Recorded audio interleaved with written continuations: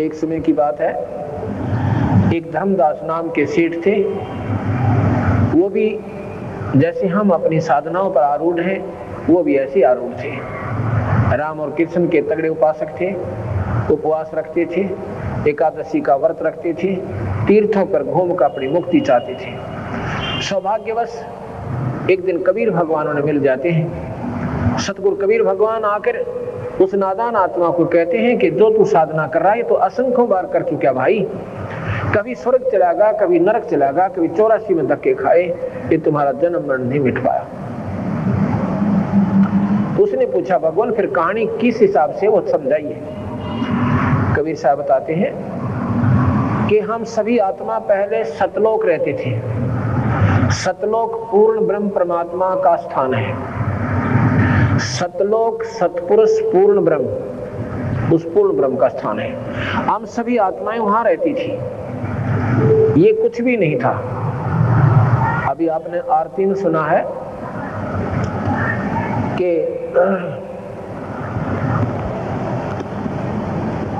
अदली आरती अदल पठाऊं, युगन युगन काले खा लाऊं। भगवान कबीर साहब गरीबदासियों से कबीर साहब से पूछा कि भगवान फिर हमें पूर्ण विवरण दीजिए। तो उसमें क्या बताते हैं कि अदली आरती अदल पठाऊं और युगन युगन काले खा लाऊं। जा दिन ना थे पिंड नहीं प्राणा, नहीं पानी पौन जमी असमाना। कच्छ मच्छ कूरम ना काया और चंद सूरज ने दीप बनाया। शेष महेश गणेश ना ब्रह्मा, नारद सारद ना विश्वकर्मा। सिद्ध 84 ना 3300, 9 अवतार नहीं 2400। ये 5 तत्व ना ही गुण तीना, नाद बिंद ना ही गठसीना। चित्र गुप्त ना करतरम बाजी, धर्म राय ना पंडित काजी। जब कुछ भी नहीं था यहाँ पर, ना ये ब्रह्मा था, ना विष्णु था, ना शिव था, ना ही ये लोक थे, ना ये 5 तत्व से जिससे सारी सृष्टि बनाई गई। तो उसमें क्या था, जादिन धोकार अनंत युग बीते, धोकार अनंत युग बीते, अनंत युग धोकार में चले गए। जादिन कागज कहो किन चीते हैं। तो भगवान से पूछा कबीर साहब से, तो आप कहाँ थे उस समय? जादिन थे हम तगत खवासा, जब यहाँ पर कुछ भी नहीं था और धुंधोकार था, अंधेरा था। तो आप कहाँ थे? जा दिन थे हम तगत खवासा, तन के बाजी सेवक दासा। शंख युगन पर लो परवाना, हम सतपुरुष के संग रहाना। दास गरीब कबीर का चेहरा और सतलोक हमारा अमरापुर डेरा। हम सतलोक में रहते थे। हम सभी आत्मा जितनी भी यहाँ पर 21 ब्रह्मांड में कष्ट पा रही हैं, कोई गधा बना हुआ है, कोई कुत्ते और कुतिया बनी हुई है, कोई गंदी नाली के कीड़े बने हुए हैं, यहाँ मनुष्य शरीर में आए हुए हैं। ये उन्हीं 84 लाख जोनियों के प्राणियों में से हम बाहर आए हैं और हमें एक सुअवसर मिला है कि हम अपना कुछ आत्म कल्याण कर सकते हैं। जब हम वहां थे सतलोक में थे, ये सभी के सभी। यहाँ पर ये लोक नहीं था और ना ही ये अन्य कंस्ट्रक्शन थी, ये चांद और सितारे भी नहीं थे, ये ग्रह भी नहीं थी। तो यहाँ कैसे आगे हम? ये बात सुनने की है, ध्यान से सुनना। प्रथम बार जो प्राणी सुनेगा उसको महसूस होगा कि ये बनावटी सी बात से है, ये तो बात दस्ती कोई ना। और अगर आप ध्यान से सुनोगे, ये लगातार सुनते रहना हमारे सत्संग को, अंत में आप ये कहोगे ये 100 की 100 सत्य है, क्योंकि इन शास्त्रों से भी आपको मिला कर देंगे। हमने एक पुस्तक छापी बनाई है, पहले हमने छापी थी यथार्थ भक्ति संदेश प्रथम भाग, अब छापा है यथार्थ भक्ति संदेश दूसरा भाग। अब दूसरे भाग को भी आप पढ़ कर देखिएगा। हम पहले सभी सतलोक में रहते थे, वहां पर अपना जन्म मरण नहीं था। अब देखो यहाँ पर हम चाहे कितने दुखी हो जाएं और कितना हमें कष्ट आ जावे, हम फिर भी मृत्यु नहीं चाहते हैं। हाथ कट जावे और टांग भी साथ कट जावे, अंधा भी हो जावे, फिर भी जीवन की आकांक्षा बनी रहती है। ऐसा क्यों है? और ये ज्ञान होते हुए कि हम रहेंगे नहीं यहाँ पर, सभी ने जाना है। उसके अलावा उसके उपरांत भी हम मरना नहीं चाह रहे, ये क्या कारण है? इसका कारण है कि हम सतलोक से आए थे। सतलोक में हम मरते नहीं थे, वहां पर मृत्यु नहीं है प्राणी की। यहाँ पर मृत्यु निश्चित है, इसलिए इसको मृत मंडल कहते हैं, इसको मृत्यु लोक कहते हैं, इस पृथ्वी लोक को। अब मुझे हमें वो बातें याद हैं कि हम मरते नहीं थे, अब मर क्यों रहे हैं? हमें ये अनहोनी सी लगती है, इसलिए हम मरना नहीं चाहते और अपनी अंतिम सांस तक चाहे पैसे से अर्थे जदाद बेचकर अपने प्राणों की रक्षा करना चाहते हैं, अगर हो जाता है। ऐसा क्यों करते हैं कि हम वो हमारे कसब बकाया है कि हम मरते नहीं थे और कहाँ मर रहे, कहाँ फंस गए, अब मर क्यों रहे? हम सतलोक में रहते थे। वहां पर सतलोक क्या है? एक ऐसा तेजों में शरीर हमें मिलता है, वहां पर अपना परिवार बनेगा। हम परिवार में रहते थे वहां पर। यहाँ पर भी परिवार बन गया। पहले हम अकेले थे, फिर शादी हुई, 2 बन गए, फिर बच्चे हुए, हम अनेक हो गए। अब इन बच्चों में और पोते और पोतियों में, देवते देवतियों में हमारा कितना प्यार और कितना उनमें लगाव बन गया। और ना मेरा 1 मिनट के बाद यहाँ के बिजली पड़ जा। आपने सुना होगा, इसमें गुजरात के अंदर हम विचार नहीं करते हैं, हम इतनी गहराई तक जा नहीं पाते जितना हमने जाना चाहिए था। अब जाओगे जब ये कथा सुन लोगे, 1 सेकंड पहले वो भाई बहन अपने की तरह अपने बच्चों में आनंद मंगल से रहते थे, आनंद मंगल से रह रहे थे। ना जाने कहां कहां की उम्मीदें लगा रखी थी, और एक पल के बाद ना वो कोठी रही, ना वो कार रही, ना वो बच्चे रहे, ना वो बहन भाई रहे, और ना ये शरीर रहा। ये क्या सिस्टम है? ये क्या कहानी है? इसको क्यों नहीं कभी हमने सोचा? क्योंकि हमने ज्ञान नहीं था। हमने यही सोच लिया कि प्रकृति के नियम है। कभी तूफान में मर गए, कभी समुद्री तूफान साइक्लोन आ गया उसमें मर गए। ये तो मरना जीना बना हुआ। क्यों बना हुआ है ये ऐसा? ये क्या काहे का जीवन हमारा, जब 1 सेकंड का भरोसा नहीं हमारे साथ क्या बन जाए और क्या कहानी में बीत जाए। इसके लिए कबीर भगवान का ज्ञान हमें सुनना पड़ेगा। क्या होता है कि हम पहले सभी सतलोक रहते थे, सभी जीवात्मा सतलोक में रहती थी, आनंद से रहते थे, हमारे बच्चे थे। या तो टेम्परेरी परिवार से हमारा ये नकली परिवार है, हम सदा इसमें नहीं रह सकते। वहाँ हमारा स्थायी परिवार है। जैसे यहाँ संस्कारवश परिवार बन गया, ऐसे ही संस्कारवश अपना सतलोक में परिवार बन जाएगा। जो कबीर साहब की भक्ति हम जो मंत्र देते हैं उसके आधार पर करते हुए वहाँ पहुँच जाओगे अपने आप ऑटोमेटिक, और वहाँ जाकर आपका फिर मरण कभी नहीं होगा। और वहाँ पर तेज पुंज के सब भोजन होते हैं, अमृत आहार है वहाँ पे। जैसे यहाँ पर 5 तत्व से फल बने, इससे आम भी 5 तत्व से बने और केले भी 5 तत्व से बने। इनका न्यारी न्यारी वैरायटी बन गई, स्वाद न्यारे न्यारे बन गए। ऐसे ही वहाँ पर तेज पुंज के बहुत सुंदर आहार हैं। वहाँ जो आनंद है, यहाँ तो पासंग भी कोई ना, यहाँ तो कुछ भी नहीं है। तो यहाँ कैसे आए?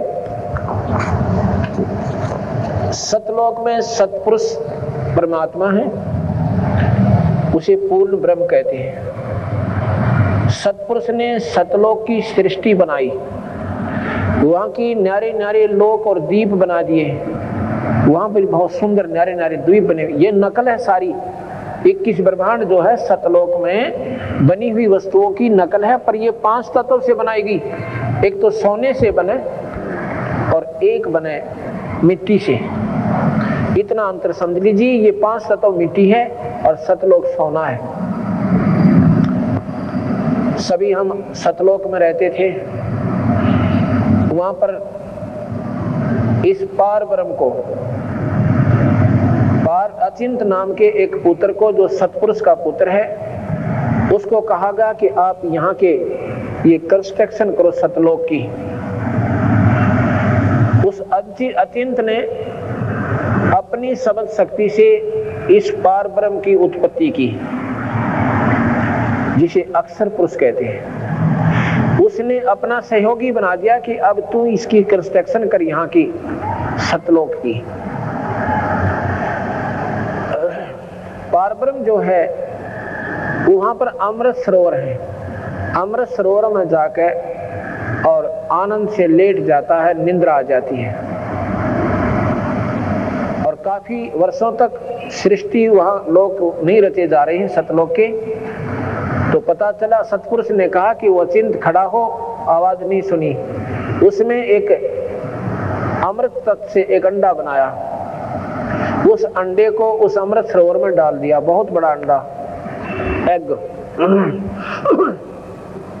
और जब वो अमृत में उस सरोवर में जा रहा है गड़गड़ गड़गड़ करता हुआ, तो पार ब्रह्म की आंखें खुल जाती हैं, निद्रा भंग हो जाती है। जब निद्रा भंग होती है, इंसान एक कोपित नजर से देखता है। जो कच्ची नींद उठ जाते हैं, कच्ची निद्रा भंग होती है तो कुछ क्रोध से सा होता है, उस कोप से उसने दृष्टि से देखा, किसने? पार ब्रह्म ने। तो उस अंडे को देखा तो वो फूट जाता है, अंडा दो भाग हो जाता है, उसमें से इस ब्रह्म की उत्पत्ति हुई। अब ध्यान से सुनना, उस अंडे से इस निरंजन की उत्पत्ति हुई, ज्योति निरंजन की। ज्योति निरंजन कहो, इसे ब्रह्म कहो। तो जब ये अंडा फट गया, उसमें वो निकला, आकाशवाणी हुई सतपुरुष की। उन्होंने कहा कि तुम दोनों बाहर आओ। परब्रह्म से कहा कि तेरी ड्यूटी लगाई थी कि तूने यहाँ सृष्टि रचनी थी, यहाँ की कंस्ट्रक्शन करनी थी, और तू निद्रा में था, इसलिए हमने तेरे को जगाने के लिए ये अंडा छोड़ा था। अब तेरी दृष्टि से ये फूट जाने से इसमें से ज्योति निरंजन निकला। अब उन तीनों को, अचिंत, पारब्रह्म और ब्रह्म, ब्रह्म कहो, ज्योति निरंजन कहो, इसे काल भगवान कहो, और परब्रह्म, ये तीनों एक लोक में रहने लगे। कुछ दिनों के बाद इस ज्योति निरंजन के मन में आता है कि ये स्थान हमारे लिए बहुत कम है, बाकी 16 भाई हैं, वो तो न्यारे न्यारे रह रहे हैं और हम एक लोक में रह रहे हैं। तो इसके मन में क्या खरपतवार हो गया। इस काल भगवान ने, ज्योति निरंजन ने, इस ब्रह्म ने 70 युग तक उस पूर्ण ब्रह्म परमात्मा का आसरा तकिया और तप किया। भगवान ने पूछा सतपुरुष ने, पूर्ण ब्रह्म ने, क्या चाहते हो? इसने कहा मुझे न्यारा स्थान दे दो, ये स्थान मुझे कम लग रहा है। तो सतपुरुष ने कहा तथास्तु। 21 ब्रह्मांड दे दिए, 21 ब्रह्मांड। ये समझो कि 21 प्लॉट मिल जाए, 21 प्लॉट, एक ब्रह्मांड एक प्लॉट समझ लो। जब इसको ये 21 ब्रह्मांड मिल गए, ये फूला नहीं समाया। कौन? ज्योति निरंजन ब्रह्म, इसे काल भगवान भी कहते हैं। उसके बाद इसने सोचा इसमें कुछ कंस्ट्रक्शन भी चाहिए। 70 युग तप फिर किया। उस 70 युग तप करके इसने क्या मांगा कि मुझे कुछ कंस्ट्रक्शन करने की सामग्री दे दो, यानी इसमें कोई रचना रचो। पूर्ण ब्रह्म ने, सतपुरुष ने इसको क्या दे दिया? 5 तत्व दे दिए। ये 5 तत्वों से ये सब आकार दिखाई दे रहा, सूर्य भी, चंद्रमा भी, सितारे और ग्रह, पृथ्वी और पानी, ये सब के सब 5 तत्वों से। ये शरीर भी, पेड़ पौधे भी, पशु और पक्षी भी 5 तत्वों से बने हुए। उसके बाद इसने सोचा कि 5 तत्व तो मिल गए, और इसने ये अपने बना भी लिए नरे नरे लोग। तो इसमें जीव चाहिए, अकेले का मन नहीं लगता।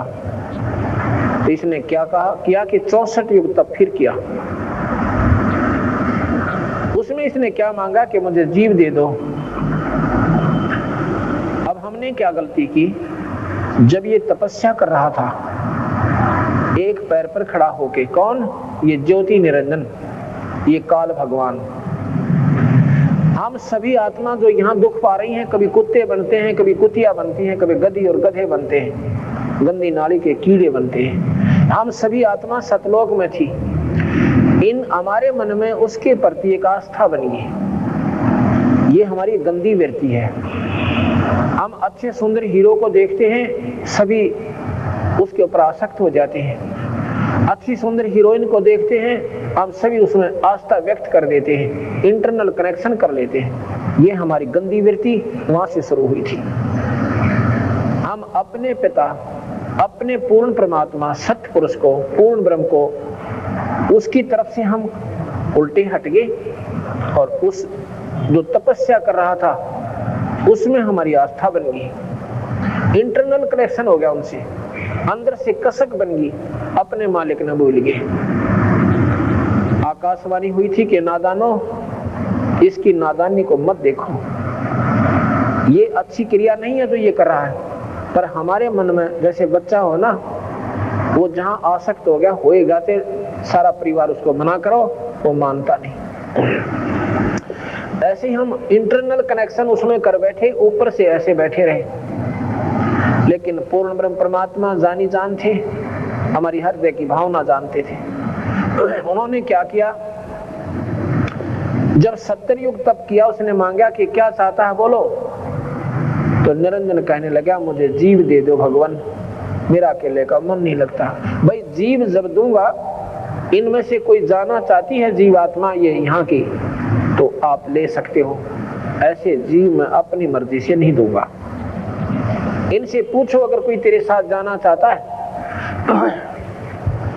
तो हम तो सारे तैयार बैठे थे, क्योंकि उसके ऊपर आसक्त हो गए थे। वो बहुत प्यारा लगा था हमें ये ज्योति निरंजन। क्यों इसने वो तेरे की 70 युग तप किया, एक टांग पर खड़ा होके, और फिर 70 युग तप किया। ओहो, ये तो बहुत कमाल कर दिया। और ये बीमारी आज हमारे लगी हुई है। हम किसी साधु को अगर तपस्या करते हुए देख लें और कहते हैं ये महात्मा 12 वर्ष से खड़ा है, बैठता को नहीं है, तो उसका प्रतिफल क्या होगा, उसका रिजल्ट क्या होगा, इसका हमने नहीं दे रहा। पर हम नो जरूर जानते हैं भाई है बहुत मुश्किल काम है जो ये कर रहा है, और कुछ ना कुछ इसको बहुत अच्छी प्राप्ति होगी। नहीं, तप से राज राजमदमानम, जन्म तीसरे शुक्र सवानम। तप का प्रतिफल क्या होगा, इस जन्म में जो तपस्या कर रहे हैं, अगले जन्म में छोटे मोटे पद पोस्ट गवर्नमेंट में हिस्सा हो जाएगा। कोई डिप्टी कमिश्नर बन जाएगा, कोई डिस्ट्रिक्ट मजिस्ट्रेट लग जाएगा, कोई 5 साल एमएलए या एमपी रह जाएगा, कोई मंत्री के पद न पाकर राजी हो जाएगा। और तीसरे जन्म में कुत्ते की जूनी में जाएंगे, गधे बनेंगे जो राम नाम को नहीं जपते। तब से कोई प्राप्ति अच्छी नहीं होती। तब से राज और राजमदमानम, जब राजा बन जाता है ये प्राणी, इसमें बहुत अभिमान हो जाता है। अभिमान वश इतने अनरथ कर बैठता है कि फिर अगले जन्म में पशु दुनिया में चला जाता है, गधा और कुत्ता बन जाता है। ये मुक्ति का मार्ग तप नहीं है। लेकिन हमारे लिए तो एक महान काम नजर आया था कि वो तेरे की देखो तो ये कितने दिनों से खड़ा है। तो जी हम अपने मालिक न भूल गए, उस पूर्ण ब्रह्म परमात्मा जो सुख दाता है, जो दयालु भगवान है। हम इस ज्योति निरंजन की इस ड्रामेबाजी पर आसक्त हो गए। तो ये आया हमारे पास, हम तो पहले प्रसन्न थे, इसके ऊपर आसक्त हो रहे थे। इसने कहा कि तुम मेरे साथ चलोगे, वहां पर स्वर्ग बनाऊंगा, इसे बढ़िया बढ़िया हीरे पन्ने जड़ूंगा, और वहां पर बाग बगीचे बनाएंगे, मौज मारा करेंगे, बड़े खुश रहेंगे। हमने तो कहने लगा जो जाना चाहता हाथ खड़ा कर लो, सतपुरुष ने कहा, पूर्ण ब्रह्म ने। तो जी सबसे पहले जिस आत्मा ने हाथ किया था उसका ऑटोमेटिक नंबर भगवान के पास, पूर्ण ब्रह्म के पास पहुंच गया।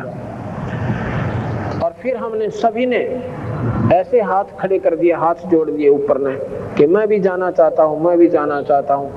असंख्यों प्राणियों ने इस काल निरंजन के साथ आने की स्वीकृति दे दी। जिस आत्मा ने पहले हाथ उठाया था उसको सतपुरुष ने अपने पास बुलाया कि ठीक है तुम जाना चाहते हो जाओ, पर एक काम करो कि हम तुम्हारे को जो इसको देना है ऐसे नहीं देंगे। उसकी लड़की बना दिया, बहुत खूबसूरत लड़की बनाया। उसका नाम क्या रखा, प्रकृति देवी, जिसको अष्टंगी कहते हैं। जगदम्बिका भी इसका नाम रखा गया, 8 भुजा जिसकी है। वो सुंदर लड़की बना दी। उसमें 2 भुजा थी, बाद में ये अपनी शक्ति प्रदर्शन के लिए 8 भुजा दिखा सकती है, नहीं 2 रूप में रहे, 2 भुजाओं के रूप में रहती है। उस लड़की को, प्रकृति को बनाया लड़की, और सभी जीवात्मा सूक्ष्म रूप में उसके अंदर प्रवेश कर दिया कि जितने जीव निरंजन चाहेगा एक बार आप जबान से बोल देना, उतने जीव बन जाएंगे। शब्द से सृष्टि रची जाएगी। और जाओ निरंजन के पास, क्योंकि तुम निरंजन के अपनी सहमति से जा रहे हो, पर एक ध्यान करना, हम सभी आत्माओं को भगवान ने, सतपुरुष ने ये कहा था कि तुम ये सतनाम मत भूलना और ये सारनाम याद रखना।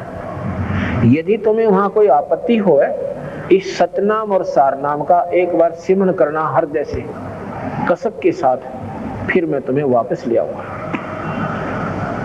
तो हमने सोचा बहुत अच्छा हो गया कि सतनाम और सारनाम है, याद रख लेंगे। वो और नाम है, ये सतनाम और सारनाम ऐसे नहीं, वो नाम न्यारे हैं, ये तो उनका एक वैसे प्रतीक बताता हूं।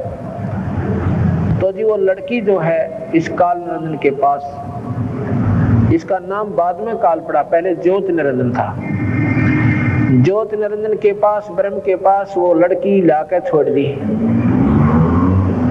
और कहा कि निरंजन, जितने जीव तू कहेगा ये लड़की एक बार मुंह से बोलेगी, उतने जीव बन जाएंगे। ऐसा कह करके उसको ये लड़की दे दी गई। अकेली लड़की को पाकर इस ज्योति निरंजन के मन में एक विशेष विकार उत्पन्न हो गया। वो कामातुर हो गया और अपने आव भाव को बदलकर बुरी नजर से उस लड़की को देखने लगा। उसकी गंदी गतिविधि को देखकर माई ने कहा, इस लड़की ने कहा कि निरंजन मेरे पास सब शक्ति है, जितने जीव तो कहेगा मैं बना दूंगी, पर यह गंदी सृष्टि शुरू मत कर। पर नहीं माना, एक भी नहीं सुनी। इतना कामवश हो गया कि उस लड़की को जबरदस्ती करना चाहा। वो लड़की भी तो उसी बाप की बेटी थी, सूक्ष्म शरीर बनाया और उसके पेट में समा गई।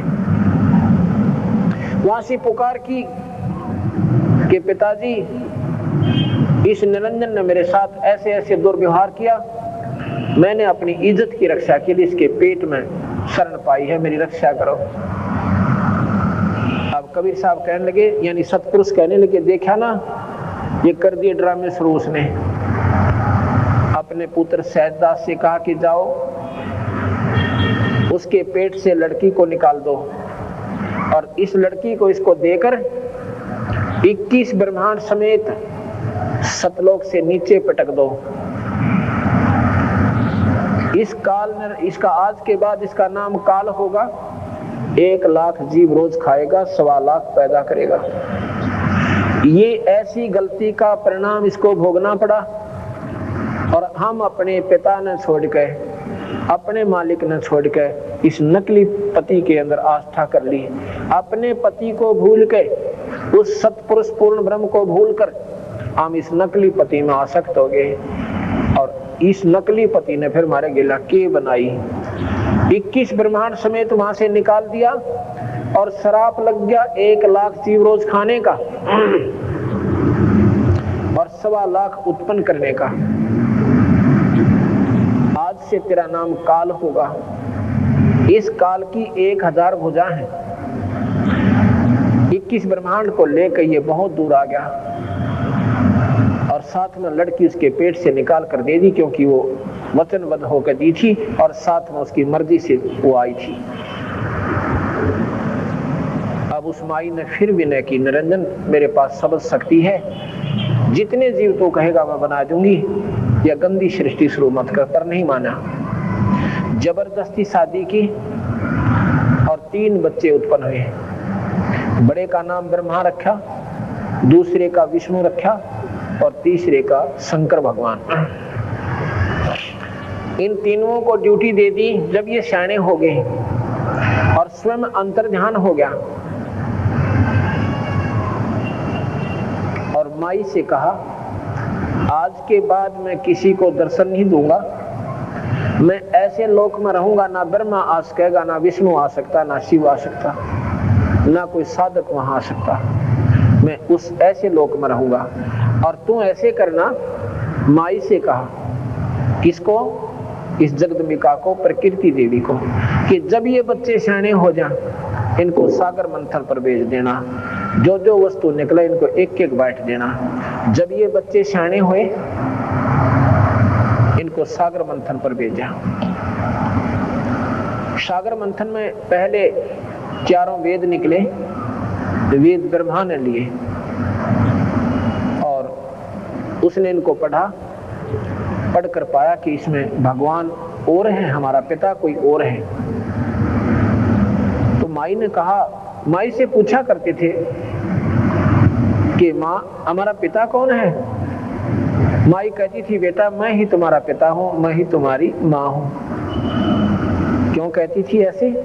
क्योंकि उसने प्रण कर लिया था निरंजन ने, आज के बाद मैं किसी को दर्शन नहीं दूंगा। अगर माँ कह देती कि तुम्हारा पिता ऐसे ऐसे वहां रहता है और बच्चे कहते हम तो पिता के पास जाएंगे, और बच्चे जिद ला लेते तो माँ कहाँ ले जाती? ना वहां माई जा सकती, ना ब्रह्मा विष्णु महेश जा सकते। इसलिए माँ ने झूठ बोल दिया कि बेटा तुम्हारा कोई पिता कोई नहीं, तुम्हारा पिता नहीं है, मैं तुम्हारी माँ हूं, मैं तुम्हारा पिता हूं। जब वेद पढ़े ब्रह्मा ने, उसमें पाया कि सृष्टि का एक और मालिक है, 21 ब्रह्मांड का कोई और मालिक है जिसका नाम ब्रह्म है। उसकी साधना पाने की क्या है कि योग समाधि है, ध्यान लगाएंगे और पिता के दर्शन कर लेंगे। तो ब्रह्मा बोला माँ आप झूठ बोलती हो। अब कैसे माँ? बेटा कि वेदों में लिखा है कि हमारा मालिक हमारा पिता और है, और उसका ज्योत में शरीर है, यानी प्रकाश में परमात्मा है। मैं उसको ढूंढूंगा, वेदों में विधि लिख रखी है, समाधि लगाऊंगा। माई कहने लगी बेटा समाधि लिख रखी है पर पावे को नहीं। शेरा वाली कहती है ब्रह्मा के पुत्र ये तुझे मिलेगा नहीं। अगर नहीं माँ तो फिर झूठ बोलती है। ब्रह्मा ने 4 युग तक समाधि लगाई और निरंजन के दर्शन नहीं हुए, ब्रह्म के दर्शन नहीं हुए। आखिर में आकाशवाणी हुई निरंजन की कि सृष्टि क्यों नहीं रची जा रही। माई ने कहा कि तेरा जेठा बेटा वो तेरी खोज में गया हुआ है, मेरी नहीं मानता है, उसको कह दो कि मैं दर्शन नहीं दूंगा, वापस आ जावे। माई ने एक लड़की बनाई सबल शक्ति से, उसका नाम गायत्री रखा कि जा बेटी गायत्री अपने भाई को जगा ला। उसने जाकर ब्रह्मा को जगाया कि ब्रह्मा आप वापस चलो और माँ बुला रही है और उसके जो है तेरे बिना सृष्टि रची नहीं जा रही है। ब्रह्मा कहता गायत्री मैं चल तो पड़ो पर माँ के आगे झूठा हो जाऊंगा। मैंने कहा था या तो दर्शन करके आऊंगा नहीं तो नहीं आऊंगा। तो भाई फिर एक काम करे, तो मेरी झूठी गवाही दे देना। गायत्री से यो ब्रह्मा कहता है कि मेरी झूठी गवाही दे देना कि मैंने पिता के दर्शन हुए, तो मैं चलूं, नहीं तो मैंने शर्म आवे, माँ के सामने नहीं जाऊंगा। गायत्री बोली एक काम करते हैं, मैं एक लड़की और तैयार कर देती हूँ शब्द शक्ति से। उसने अपनी शब्द शक्ति से एक लड़की और तैयार की और कहा कि अब हम दोनों आपकी गवाह बन जाएंगे। अब चलो। यहाँ पर ऐसी प्रक्रिया लिखी है कि हम यहाँ बता भी नहीं सकते आपको, ऐसा उनका जो व्यवहार वहां पर था। तो क्या होता है, तीनों अपना सलाह मशवरा करके आ जाते हैं। माता पूछती है कि बेटा ब्रह्मा अखामा पिता के दर्शन हुए? कहोगे माता जी भाई कोई प्रमाण बताओ कि ये दोनों गवाह हैं, इनसे पूछो। उनसे पूछा क्यों भाई तुम्हें इसने दर्शन हुए पिता के? कहाँ जी हमारे सामने दर्शन देकर गए वो तो। अब माई ने सोचा बड़ी भाई कमाल की बात होगी, मुझे तो कहता मैं किसी को दर्शन नहीं दूंगा, पृथ्वी इधर से उधर हो सकती है और इधर से इनको दर्शन दे दिए। तो वो माई अक्षुब्ध होकर निरंजन से नाराज होकर अपने पति थे और एक तरफ बैठ जाती है, कहती संभाल तेरे डमडमे ने, मुझे कहता है दर्शन नहीं दूंगा, इनको तूने दर्शन दे दिए। आकाशवाणी आती है उस निरंजन की ब्रह्म की कि ये तीनों झूठ बोल रहे हैं, मैंने कोई दर्शन नहीं दिए इनता ही। आकाशवाणी जब हुई तो माई आई करड़ी हो गए और गुस्से में आकर कहती कि नादानो, तुम झूठ बोलता है ब्रह्मा। मेरे को आकाशवाणी हुई तुम्हारे पिता की कि मैंने दर्शन नहीं दिए, ये झूठ बोलते हैं। फिर वो सहम गए, घबरा गए, आगे तो थारी पोल पाटेगी, हंसने लग गए, कहने लगे माँ मैंने तो न्यू सोची थी कि माँ का अगर नो का नो जाऊंगा मैंने शर्म लगेगी, और मैं तो झूठ बोल दी थी। तीनों नाम ने मिलकर झूठ बोल दी थी। तो ब्रह्मा को श्राप दे दिया माता ने, इस शेरा वाली ने, प्रकृति देवी ने, कि तेरी जग में पूजा नहीं होगी, और तेरे जो विद्वान होंगे ना, तेरे अनुयायी जो ज्ञानी पुरुष बन जाएंगे, वो तेरे जैसे ढोंगी और पाखंडी होंगे, है दुनिया ने ठगा करेंगे, झूठ निरी बोला करेंगे, सच्चाई नहीं बताया करेंगे और गुमराह कर देंगे सभी को। ब्रह्मा बेहोश हो जाता है ये बात सुनकर। गायत्री को श्राप दे दिया कि तू गौ बनेगी,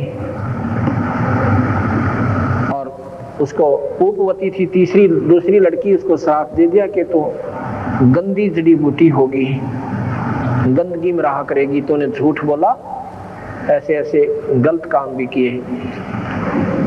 जब ये तीनों को श्राप दे चुकी तो आकाशवाणी हुई उस काल निरंजन की कि प्रकृति तेने श्राप नहीं देना चाहिए था, अब मैं तुझे श्राप देता हूं कि तू पार्वती तो द्रौपदी बनेगी द्वापर युग में, और तेरे 5 पति होंगे। अब माई कहती है कि निरंजन कितने नाच नचाले, तेरे वश होगी, अपनी गलती से मर गई मैं तेरे ऊपर और फंस गई तेरे, क्यों कर नाच नचाले हैं। ठीक है, एक तरफ तो कहता है कि सृष्टि चलाओ, इन बच्चों को डराऊं धमकाऊं नहीं तो यहाँ कैसे सृष्टि चलेगी, ऊपर से मेरे को श्राप दे रहा है। ठीक है, मैं तेरे वश हूं, कुछ भी कर ले। तो वही ये शेरा वाली पार्वती बनकर आई थी ना, पार्वती की क्षमा करना, ये द्रौपदी का उसी का अवतार थी। अब क्या होता है, दूसरी बार फिर सागर मंथन करवाया, जब बच्चे शाणे हो गए, बड़े बड़े हो गए हैं। दूसरी बार जब सागर मंथन हुआ तो 3 लड़कियां निकली सागर मंथन में। बड़ी का नाम सावित्री रखा, ब्रह्मा से ब्याह दी। दूसरी का नाम लक्ष्मी रखा, विष्णु से ब्याह दी। और तीसरी का नाम उमा रखा, जो शिव से शंकर जी आकर शादी कर दी। और यहाँ से ये काल निरंजन की सृष्टि शुरू होती है। अक्षर पुरुष एक पेड़ है, निरंजन वाकी डार, ये तीनों देवा शाखा है भाई, पात्र संसार। ध्यान से सुनना इस दोहे को। अक्षर पुरुष है पर ब्रह्म, और निरंजन है ब्रह्म, और तीनों देवा फिर शाखा है, ये पात्र। अक्षर पुरुष एक पेड़ है, यानी पर ब्रह्म एक पेड़ है, और ब्रह्म उसकी डार, डार माने मोटी डारी। एक तो तना जो नीचे निकले जमीन से ऊपर, उसको तो समझो परब्रह्म, उसका मोटा डाला लगा हुआ, मोटी तना है, वो डार है, उसको समझो ये निरंजन। और उस मोटी डार का फिर 3 शाखा है, ये ब्रह्मा विष्णु है। लेकिन जो जड़ रूट है, नीचे जो रूट रहेगी ना जड़, वो पूर्ण ब्रह्म है। अब यहाँ ध्यान से सुनना, इस एक दोहे से, इस एक ही दोहे में सारी सृष्टि को महाराज ने बता दिया। पर ब्रह्म एक पेड़ है, और ब्रह्म वाकी डार, और ब्रह्मा विष्णु शाखा है, ये पात रूप संसार। ये समझ लो इसको। और रूट कौन है? वो पूर्ण ब्रह्म है, जहां से सारी सृष्टि निकल कर आई है। अब यहाँ पर आपको मैं कबीर साहब की वाणी सुनाता हूं।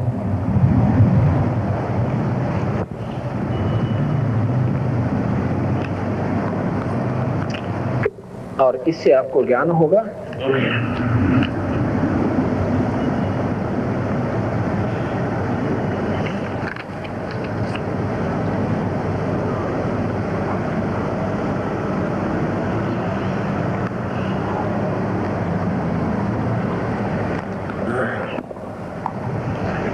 ये जो कथा मैंने आपको बताई है, इसको कथा मत समझना, ये सच्चाई से परिपूर्ण समझना।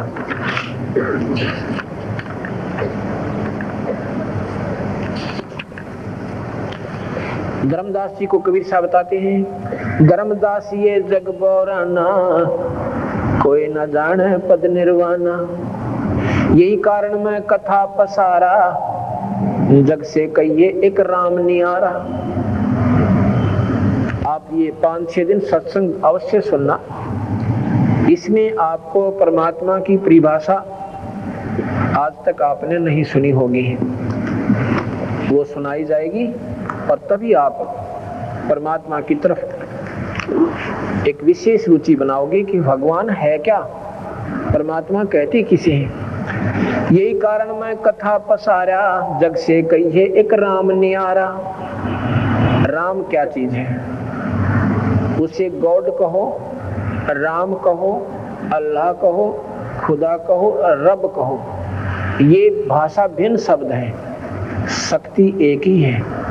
राम शब्द एक शक्ति बोधक शब्द है। जैसे साहब कहते हैं, जैसे ऐसा तो साहब हैं, और भाई जैसे मंत्री साहब, मुख्यमंत्री साहब, प्रधानमंत्री साहब। साहब शब्द एक शक्ति बोधक शब्द है, और जिसमें जितनी शक्ति है उतना ही वो साहब है। ये राम शब्द समझो, 3 लोक के राम हैं, ब्रह्मा विष्णु महेश, यानी 3 लोक के साहब हैं। ये 3 लोक के राम हैं, इससे ज्यादा शक्ति नहीं है। जैसे मंत्री जो है अपने विभाग में वो फुल फ्लेज होता है, लेकिन वो पूर्ण शक्ति युक्त नहीं है। डीएम, डिस्ट्रिक्ट मजिस्ट्रेट, जिसको डिप्टी कमिश्नर भी कहते हैं, वो भी शक्ति युक्त है, वो भी साहब है, पर अपने डिस्ट्रिक्ट लेवल तक ही साहब है। इसीलिए राम शब्द है। 3 लोक के राम हैं, ब्रह्मा विष्णु महेश। 21 ब्रह्मांड का राम है काल निरंजन, ये यहाँ का मालिक है 21 ब्रह्मांड का। और 7 शंख ब्रह्मांड का मालिक है परब्रह्म। वो परब्रह्म जो राम है वो 7 शंख ब्रह्मांड का, अनंत करोड़ ब्रह्मांड का, अनंत करोड़ ब्रह्मांड का ओवरऑल कंट्रोलर जो राम है वो पूर्ण ब्रह्म है। उसको सतपुरुष राम कहते हैं, उसको सत साहेब कहते हैं। जैसे प्रधानमंत्री और ऑल कंट्रोलर और ऑल साहेब है, सबके ऊपर साहेब है। मंत्री अपने राज्य में साहेब है, मुख्यमंत्री अपने राज्य में साहेब है, चीफ मिनिस्टर जो होते हैं। इसी प्रकार ये 3 लोक के राम हैं, ब्रह्मा विष्णु महेश। केवल 3 लोक्स ओनली 3 लोक्स। उसमें कौन कौन से हैं? ये मृत्यु लोक, स्वर्ग लोक और पाताल लोक। और लोक और भी बहुत हैं। उनका मालिक कौन है? वो परब्रह्म यानी ये ब्रह्म है। और इन सब के ऊपर 21 ब्रह्मांड और सब 7 शंख ब्रह्मांड के ऊपर जो परमात्मा है वो राम है, वो कबीर पूर्ण परमात्मा है। और उस पूर्ण परमात्मा के अवतार कबीर भगवान आए हैं। जैसे विष्णु जी के अवतार राम और कृष्ण आए हैं, ऐसे ही पूर्ण परमात्मा सतपुरुष के अवतार कबीर साहब और गरीबदास जी आए हैं। यही कारण मैं कथा पसारा, जग से कहिए एक राम नियारा। यही ज्ञान जग जीव सुनावो, सब जीवों का भरम नसावो। धर्मदास ये कथा सबको सुनाना, इसी में मत समझना कि कबीर साहब ने मन गढ़ंत बना रखी होगी। या देवी भागवत सुनाऊंगा अपने, एक 3 सेकंड ओनली, और साथ में आपको ये गीता जी सुनाऊंगा। या गीता जी भी बताओगी आपको कि यह सृष्टि ऐसे ही रची थी। ये ब्रह्मा, ये निरंजन कौन है? ये ब्रह्मा विष्णु महेश का पिता है। और फिर इस गीता जी में लिखा कि उस भगवान का ध्यान धर अर्जुन। कृष्ण जी कहते हैं उस भगवान का ध्यान धर भाई, जिससे फिर तेरा जन्म मरण कोई न हो। वो भगवान कौन है? वो गीता जी में बताऊंगा। वो सतपुरुष पूर्ण परमात्मा की तरफ ये काल निरंजन इशारा करता है। गीता भगवान कृष्ण ने नहीं बोला था। ये बातें जो मैं कह रहा हूं एक बार आपके हृदय में स्ट्राइक करेंगी कि अच्छा सिर परमात्मा है। ये पहली बार सुना, कृष्ण जी ने गीता ना बोली। कृष्ण जी ने गीता नहीं कहा। कृष्ण जी के शरीर में ये गुप्त शक्ति काल निरंजन प्रवेश किया।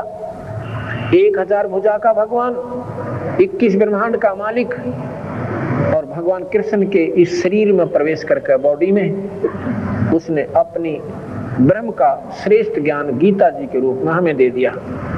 गीता जी एक नंबर शास्त्र है इस ब्रह्मांड का, इससे उत्तम शास्त्र नहीं है भक्ति के मार्ग का। बाकी ज्ञान जानकारी पुराणों में भी ठीक है, वो केवल नॉलेज है, वो ज्ञान है। इसमें वो ज्ञान है जो भक्ति की तरफ प्रेरणा करता है। किस भक्ति की? ब्रह्म तक की। इसमें ओम मंत्र है, ओम मंत्र ब्रह्म की उपासना है। हमने परब्रह्म भी छोड़ना है और वापस पूर्ण ब्रह्म के पास जाना जहां पहले रहते थे। ब्रह्म की साधना से आपको स्वर्ग नरक 84 लाख दुनिया, स्वर्ग नरक 84 लाख दुनिया, ये आपकी नहीं मिट सकती। लेकिन पूर्ण ब्रह्म की साधना से आपका जन्म मरण नहीं होगा, इस स्वर्ग से भी उत्तम स्थान आपको मिलेगा। यही कारण, यही ज्ञान जग जीव सुनावो, सब जीवों का भ्रम नसावो। यही बातें, ये कथा सबको बताना और सबका भ्रम मिटाना। अब मैं तुमसे कहूँ चिताई, तेरे देवन की उत्पत्ति वाई। अब मैं धर्मदास तुझे बताता हूँ, ध्यान से सुनना। क्या? इन तीनों देवताओं की उत्पत्ति कैसे ये पैदा हुई। कुछ संक्षेप कहूँ गौराई, सब संशय तुमरे मिट जाई। भरम गए जग वेद पुराना, आज राम का मर्म न जाना। ये भोली भारी आत्मा वेदों और पुराणों में उलझ गई। उस आदि राम का, उस परमात्मा का किसी ने भेद नहीं जाना। सतपुरुष का भेद किसी ने बेरा नहीं पाटा, ज्ञान नहीं हुआ। राम राम सब ज्ञानी सुने सो हृदय लाई, मूर्ख सुने तो गम नहीं आई। जो विचारवान पुरुष होंगे, जो बहन भाई, जब हमारा सत्संग सुनो एकदम निरपेक्ष हो जाना, इष्टवादी मत बनना। इष्टवादी बनकर सुनोगे तो ये बात आपको खटकती रहेंगी और ज्यादा खटक जाएंगी। आप एकदम बिल्कुल साफ कोरे कागज बन जाना थोड़ी देर के लिए, और फिर ये ध्यान से सुनना। क्या कहते हैं? ज्ञानी सुने तो हृदय लगाई, मूर्ख सुने तो गम नहीं पाई। जो विचारवान बहन भाई होंगे, इनको पुनर्विचार करेंगे और गहराई से सोचेंगे। ये शास्त्र हमारे पास रखे, इनको फिर पढ़ोगे। ये शास्त्र किसी जाति मजहब के नहीं है, नहीं, ये उसमें लिखे गए थे जब कोई जाति थी। ये मजहब नहीं थे, जातियां वर्ण आधार पर थी, कर्म आधार पर थी।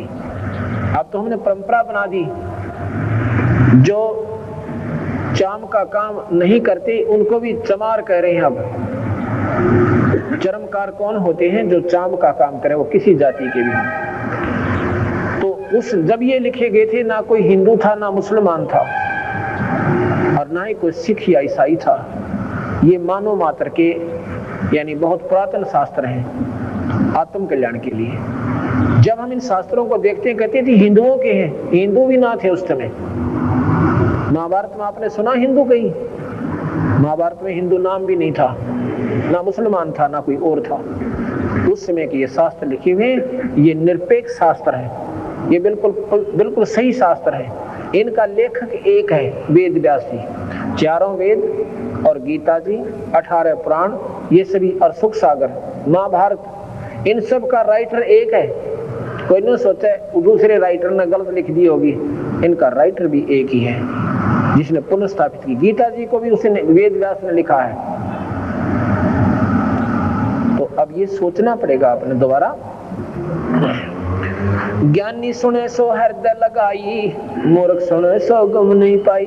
जो नादान आत्मा होंगी उठकर चली जाएंगी। ऐसा महात्मा है, कहता है कृष्ण जियों से भी ऊपर कोई शक्ति है?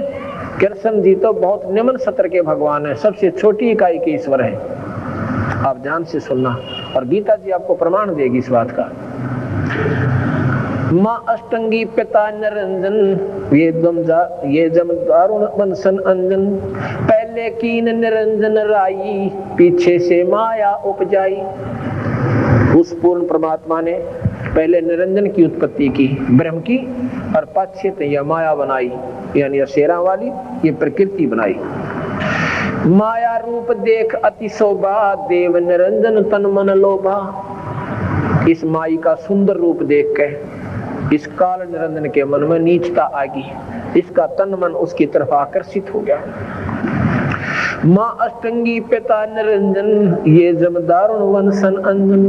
पहले कीन निरंजन राई, पीछे से माया उपजाई। माया रूप देख अति शोभा, देव निरंजन तन मन लोभा। कामदेव धर्मराय सताए, देवी को तुरंत धर खाए। पेट से देवी करे पुकारी, हे साहेब मुझे ले वो उभारी। धर्मराय की ने भोग बिलासा, माया को रही तब आशा। 3 पुत्र अष्टंगी जाए, ब्रह्मा विष्णु शिव नाम धराए। 3 पुत्र अष्टंगी, अष्टांगी ये शेरा वाली ने पैदा किए। 3 पुत्र अष्टंगी जाए, ब्रह्मा विष्णु शिव नाम धराए। 3 देव विस्तार चलाए, इनमें योजक धोखा खाए। 3 लोक पुरुष गम कैसे कह पावे, काल निरंजन जग भरमावे। 3 लोक अपने सुत दीना, सुन निरंजन बसालीना। अब बंदी छोड़ कहते हैं कि उस परमात्मा का कैसे भेद जीव जाने, इस काल निरंजन ने इन सभी जीवों को भ्रमित कर दिया। 18 पुराणों में, 4 वेदों में, गीता जी में केवल निरंजन तक का ज्ञान है, ब्रह्म तक की जानकारी है और उसी को पाने की विधि लिखी हुई है। उन्हीं की, उसी के अवतार ब्रह्मा विष्णु महेश यानी पुत्र, वो 3 उसी के पुत्र हैं।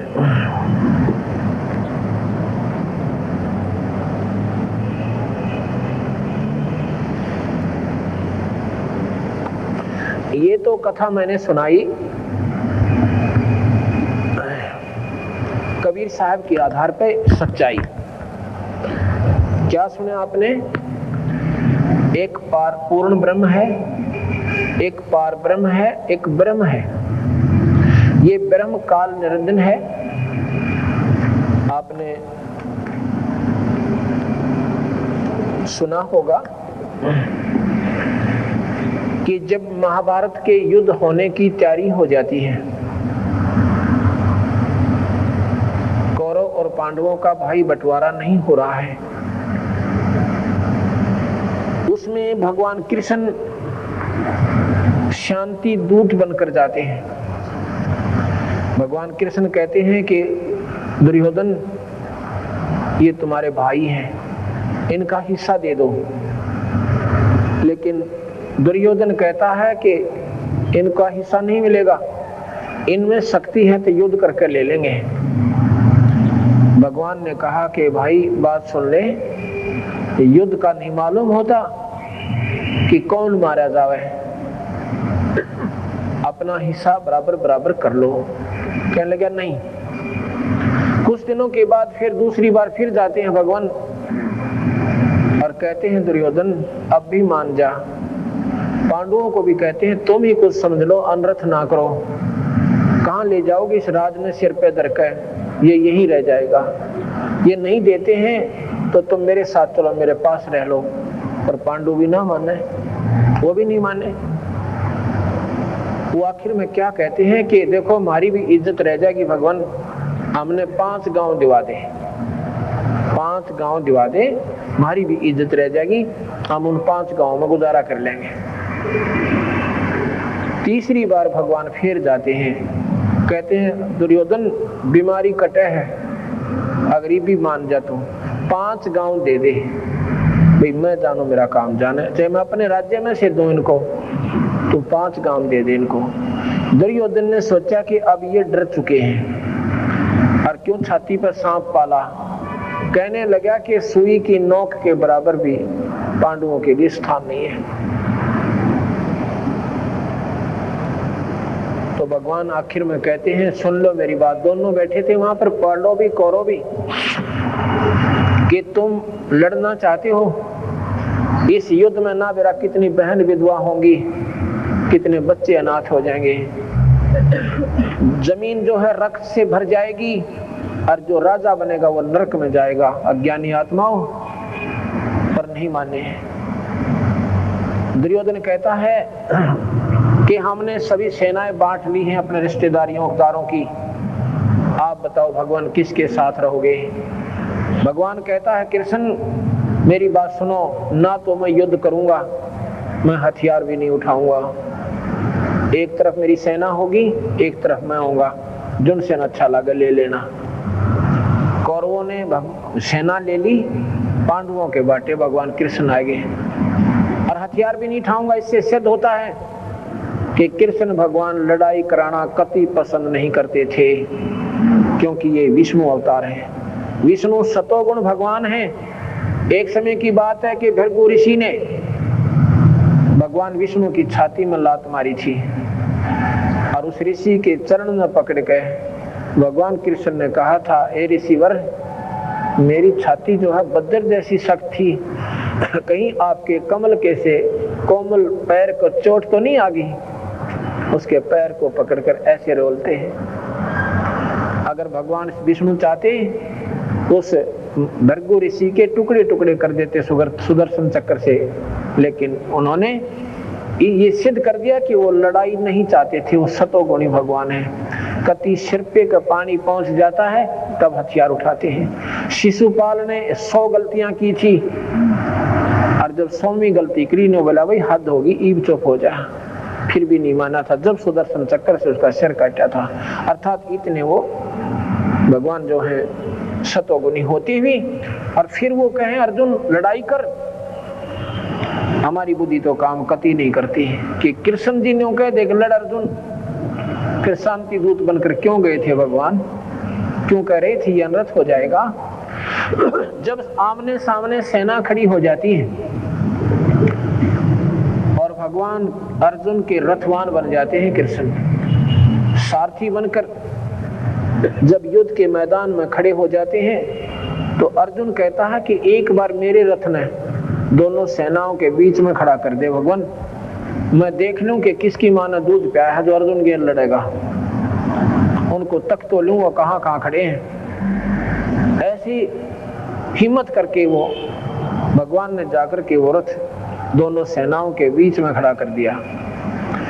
अब सामने क्या देखा है अर्जुन, वो दुर्योधन के बच्चे, वो दुशासन के बालक, जिनको क्योंकि चाचे ताऊ कोई ज्यादा दूर के नहीं होते, ये तो हम अपनी नीचतावश लोभ लालच वश दुश्मन बन जाते हैं। छोटे छोटे बच्चे उनको खिलाहा करते थे, और वो सामने जवान बनकर, जवान बच्चे जिनको वो अपने चाचा चाचा कह के मुंह सूख्या करता उन बच्चों का, और अर्जुन उन्हें खिलाहा करते थे, कंधे पर बैठाते थे, लाड किया करते थे। और सामने अपनी बहनों के बटेऊ वो रिश्तेदार जिनके साथ घूमा करते थे, अपनी बहनों को, चाचे ताऊ की बहन कोई न्यारी नहीं होती, और उनको विदा किया करते थे, लाड करते थे अपनी बहनों के। और आज वो सामने वो रिश्तेदार और मरण और मारने को तैयार खड़े हैं, तो अर्जुन के मन में एक विशेष प्रक्रिया हो जाती है, साधु जैसा स्वभाव हो जाता है।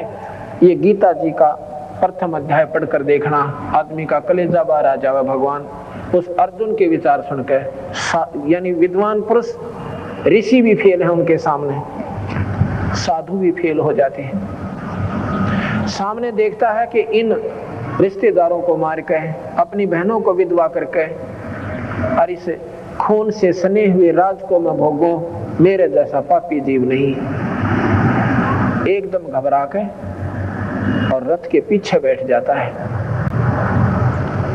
अब जब देखा कृष्ण जी ने कि भाई अर्जुन, अरे तू कहां बैठ गया, तेरी तो सेना देख करके योद्धाओं को की तो भुजाएं फड़क्या करती हैं, और तू कायरों की तरह पीछे क्यों बैठ गया, भाई बात बता दे। अब यहाँ क्या होता है, उस काल निरंजन ने जो 1 लाख जीव रोज खाता है, जिसका नाम काल है और जिसकी 1000 भुजा है, वो गुप्त शक्ति आके भगवान कृष्ण के शरीर में प्रवेश कर गई। जैसे एक प्रेत आत्मा दूसरे के शरीर में प्रवेश करके ओरिजिनल आत्मा को दबा देती है और अपनी बातें कहना शुरू कर देती हैं, और जब वो निकल जाती हैं, वो ओरिजिनल आत्मा जब सोझी में आती है तो वो उससे पूछते हैं ना कि आपने क्या क्या कहा था, वो कहता मुझे तो याद नहीं क्या कहा था। और जो प्रेत आत्मा उसमें प्रवेश कर गई थी, वो अपनी बोली सारी बोल गई थी। जैसे ही वो काल निरंजन 1000 भुजा का भगवान निरंजन लोक से गुप्त रूप में आया और कृष्ण जी के शरीर में प्रवेश कर गया, कृष्ण जी की आत्मा को दबा दिया। अब वो बोलता है, कौन? वो काल भगवान बोल रहा है, कहता है अर्जुन तू खड़ा हो जा। अरे नादान, तू कायर हो गया? तेरी तो भुजा फड़कनी चाहिए थी। अर्जुन के कहता, भगवान इसे अनरथ के राज्य से अच्छा तो मैं भीख मांग कर खा लेंगे हम। ना मेरा कितनी बहन विधवा होंगी, उनके बच्चे रोया करेंगे और हम उस राज को भोगेंगे।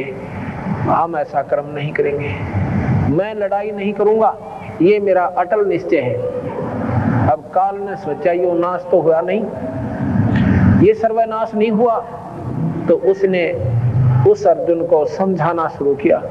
पहले ज्ञान से पूछता है, भाई ऐसे कर ले, तू निमित्त मात्र बन जा, तुझे पाप नहीं लगेगा, तुझे कोई दोष नहीं लगेगा। ये सब मैंने मार रखे हैं, ये मैंने सब खत्म कर रखे हैं, पता नहीं कितनी बातें करी। अब अर्जुन नहीं मानता है। 11वें अध्याय तक अर्जुन नहीं मान रहा है, ऐसे ज्ञान में उलझा लेता है भगवान को। योगी कैसे होते हैं, उनकी रहनी करनी कैसी होती है भगवान। अब काल ने सोचा यू काबू नहीं आओ भाई, तो कसूती तरिया उलझ गया। तो उस काल ने अपना स्वरूप दिखाना पड़ा। इतनी बूंदी शकल, 1000 भुजा, इसे मोटे मोटे मुंह, शर, इसी बूंदी जबाड़ दाड़ नो विकराल शरीर दिखाया और नो आसमान तक नजर आया। विराट रूप बना लिया काल ने, कृष्ण ने नहीं बनाया। उस काल ने खेल करा सारा। काल कौन? ज्योत निरंजन, शेरा वाली अष्टंगी का पति, ब्रह्मा विष्णु महेश का पिता, जिसने तपस्या करके ये 21 ब्रह्मांड लिए थे। जो 1 लाख जीवों का रोज आहार करता है वो काल कहलाता है। तो जब देखा अर्जुन ने इसी बूंदी बीमारी को, उत्तरग इतना महान योद्धा, उसकी शकल देखकर घबरा जाता है, कांपने लग जाता है, हथियार हाथ से छूट जाते हैं। अब विचार करना बहन भाइयों, भगवान से डर नहीं लगता, भगवान की भूंडी शकल नहीं होती, और जिससे डर लगे वो भगवान नहीं हो सकता, उसको राक्षस कह सकते हैं। जिससे अर्जुन जैसे योद्धा घबरा गए और वो कहता है कि मैं, अर्जुन पूछता है कि आप कौन हो? कि मैं जंगली जानवरों में शेर हूं, मनुष्यों में राजा हूं, और पानी के जीव जंतुओं में मैं मगरमच्छ हूं। बता भाई, शेर भी वो और मगरमच्छ भी वो है, तो यह बड़ी अच्छी बात भाई। तो अर्जुन ने बोला, भगवान ने बता दो आप असलियत में क्या चीज हो, मैं आपकी बात को समझानी। 11वें अध्याय का 32वें श्लोक में क्या कहता है कि मैं काल सुवाई,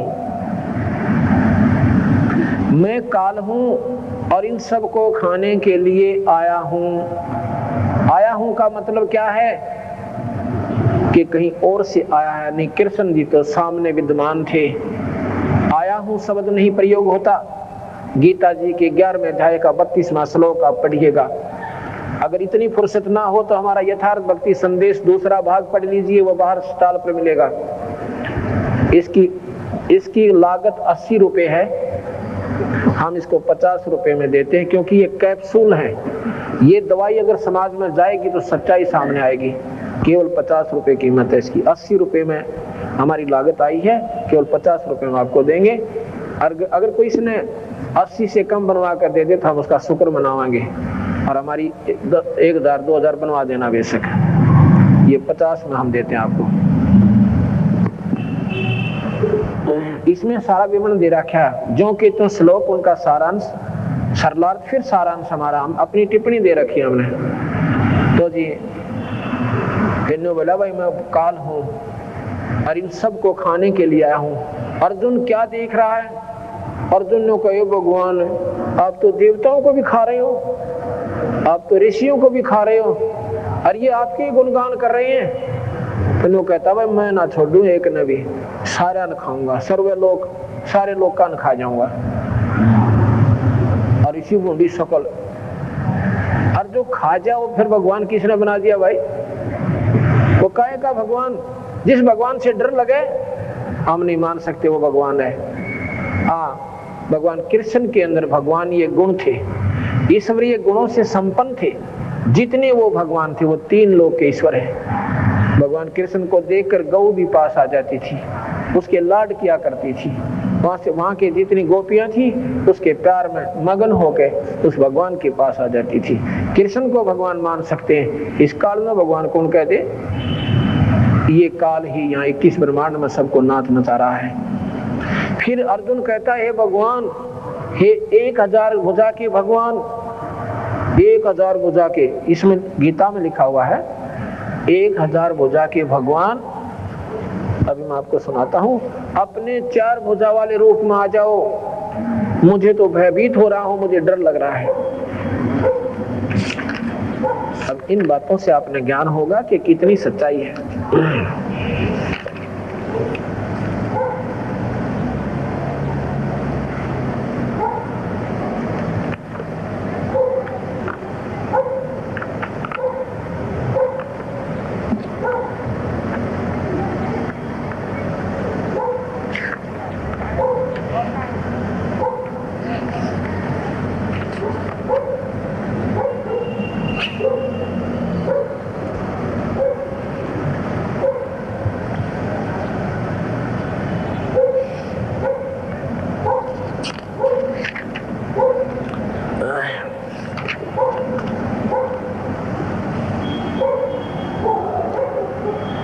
ग्यारहवें अध्याय का 31वां श्लोक में कहते हैं,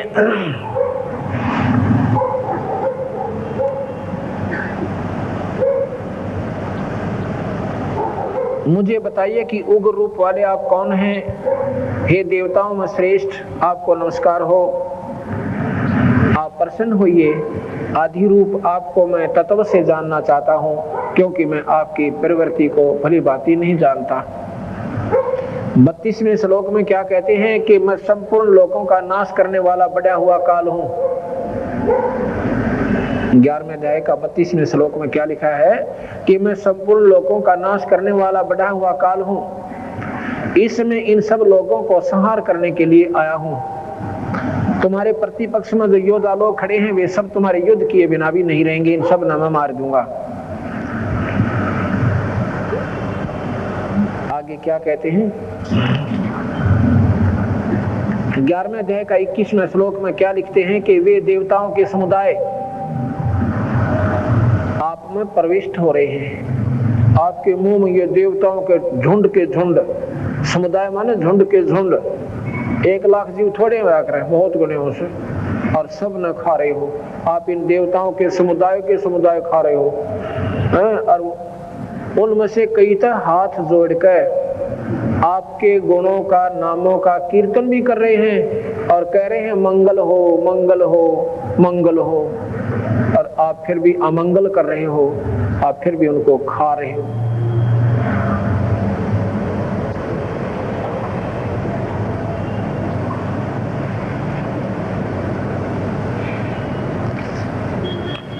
आगे लिखा है कि हे महात्मन, गुरुओं के भी गुरु और ब्रह्मा के भी आदि करता। अब ध्यान से सुनना, गीता में लिखा है कि तू तो ब्रह्मा का भी पिता है। ब्रह्मा का पिता काल निरंजन है, कबीर साहब ने बताया, और यह गीता जी बता रही है। 11वें अध्याय का ये 37वां श्लोक है कि गुरुओं के भी गुरु और ब्रह्मा के आदि करता, आपके लिए वे सिद्ध गण नमस्कार क्यों नहीं करें? वो जितने भी जिन खावा भी तेरा हाथ भी जोड़ दे, क्यों नहीं करें? क्योंकि आप तो ब्रह्मा के भी पिता हो। ब्रह्मा के पिता कौन है? वो काल निरंजन है, ज्योत निरंजन है।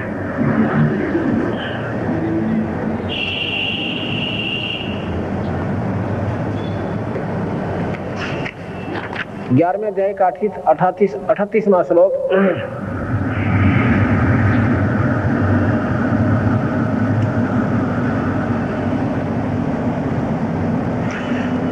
ग्यारहवें अध्याय का 46वां श्लोक आपको क्लियर करता है, मैं आपको वैसे ही किरीट, मुकुटधारी, गदाधारी, हाथों में चक्कर लिए हुए चतुर्भुजी रूप से देखना चाहता हूं।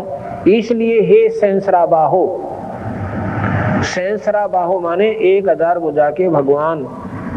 हे विश्व मूर्ते, आप उसी चतुर्भुज रूप से शंख चक्र गदा पद्म सहित हो जाइए। ये सहस्रा बाहो क्यों कहा उसने? 1000 भुजा के भगवान, 1000 भुजा का भगवान काल है। और विष्णु पुराण में लिखा है कि विष्णु का परम रूप काल है, और हम काल की पूजा कर रहे हैं और वो सब न खा रहा। विचार करना। यहाँ पर कबीर साहब कहते हैं, आप लोग ऐसे अंधे हो गए हो जैसे कसाई बकरे पालता है। कसाई बकरे पालता है, उन बकरों के लिए एक बहुत लंबी चौड़ी व्यवस्था बना देता है, जिसकी रोजाना 100 बकरों की सेल होती है।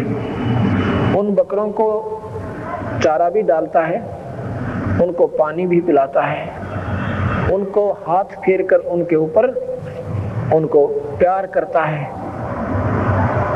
और जब वो कसाई उसमें जाता है ना, उस बकरों के बाड़े में, तो बकरे उसको मालिक समझ के कि हमारे लिए चारा डालता है, हमारे लिए पानी की व्यवस्था की हुई है, हमारे लिए मकान या छाया बना रखी है, ये हमारा खास मालिक है। और वो जाकर के ऐसे उनको देखता है कि कितने किलो का हो गया, कै रुपया का बिकेगा, कितने पैसे का हो गया ये, और वो उसको प्यार करते हैं अपना मालिक जान के, उसको चाटते हैं, उसको ऐसे अपने पैरों से प्यार में उसके ऊपर छा जाते हैं। और वो देखता है ये कितना मांस बन गया इनमें। ऐसे ही धर्मदास कबीर साहब ने बताया कि तुम नादान आत्मा इस काल भगवान की पूजा कर रहे हो, यही तुम्हें खा रहा है, यही तुम्हें गधे और गधी बना रहा है। तुम पूर्ण परमात्मा को भूल चुके सो भाई, उसकी साधना नहीं करोगे तो तुम्हारी बात बने कोई ना।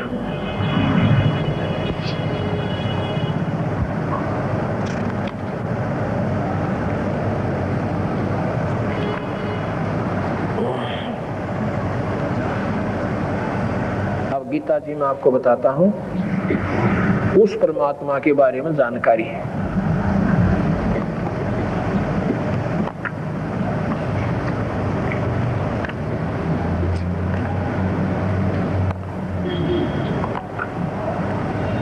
अब यहाँ बात विचार करने की होगी कि गीता जी में लिखा हुआ और हम उसको समझ नहीं पाए, क्योंकि हमने कबीर साहब के बारे में ज्ञान नहीं था।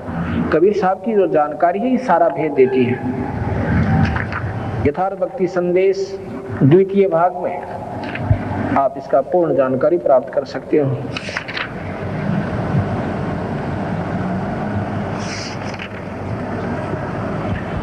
ग्यारह 18वें अध्याय का 46वां श्लोक बताता है कि अर्जुन, जिस परमात्मा से संपूर्ण प्राणियों की उत्पत्ति होती है, पहले वो निरंजन बोल रहा है कृष्ण के शरीर में, और वो कह रहा है कि अर्जुन मेरी भक्ति कर ले तो मैं मुक्ति दे दूंगा। हाँ, ये निरंजन भी मुक्ति दे सकता है, ये चौथी मुक्ति दे सकता है। कब तक दे सकता है? जब तक कल्प अंत नहीं होगा। जब ये कल्प अंत होगा, सब स्वर्ग भी नष्ट, स्वर्ग के चौथी मुक्ति प्राप्त हंस भी नष्ट, और फिर दोबारा सृष्टि रची जाएगी। ये फिर जीव संज्ञा में आ जाएंगे और 84 में चले जाएंगे। लेकिन भाई जब तुम्हें पूर्ण मुक्ति चाहिए ना अर्जुन, उस परमात्मा का भजन कर ले। ये गीता जी बता रही है उस परमात्मा का। वो परमात्मा कौन है? वो पूर्ण ब्रह्म है, वो सतपुरुष है, वो सतलोक में रहता है, वो कबीर भगवान है। वो कबीर भगवान उस सतपुरुष का अवतार यहाँ पर आए थे अपना भेद देने के लिए। जिस परमात्मा से संपूर्ण प्राणियों की उत्पत्ति होती है, जिससे संपूर्ण संसार व्याप्त है, उस परमात्मा का अपने स्वाभाविक कर्मों द्वारा पूजन करके मनुष्य मात्र सिद्धि को प्राप्त होता है। उस परमात्मा की सतपुरुष की साधना सबसे आसान है। ना योगी बनना, ना जंगल में जाना, अपने बच्चा में रहकर अपने स्वाभाविक कर्म करते हुए एक सत नाम और सार नाम के जाप से पूरी गुरु से लेकर आप पार हो सकते हो। ये गीता जी बता रही, स्वाभाविक कर्म करते हुए, अपने घर में रहते हुए, अपने बाल बच्चों के साथ रहते हुए आप परमात्मा पा सकते हो, पूर्ण ब्रह्म को पा सकते हो। 18वें अध्याय का 62वां श्लोक बताता है कि हे भारतवंश अर्जुन, तू सर्वभाव से यानी कति तन मन धन तन उस ईश्वर की शरण में चला जा यहाँ पर भगवान नहीं कहता मेरी शरण में आ जा, कहता उस ईश्वर की शरण में चला था। ये ओ ईश्वर कितना आ गया फिर।